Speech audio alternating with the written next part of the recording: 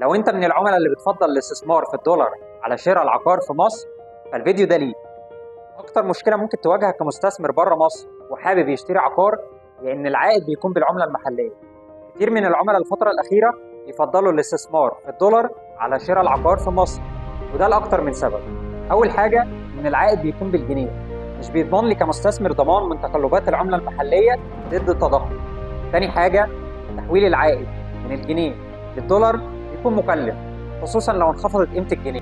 ركز معايا بقى في الفيديو ده عشان انا حليت لك المشكله دي وجاي لك بمشروع من غير مقدم وتقسيط على 6 سنين يضمن لك عائد بالدولار 4.5%، قيمه سعر اليونت زائد الزياده السنويه 5% بسعر الصرف وقتها، وده من اول يوم تشغيل. ده اول مفاجاه، الشركه اللي بتدير المشروع شركه قطريه بمحفظه استثماريه 11 مليار ريال قطري.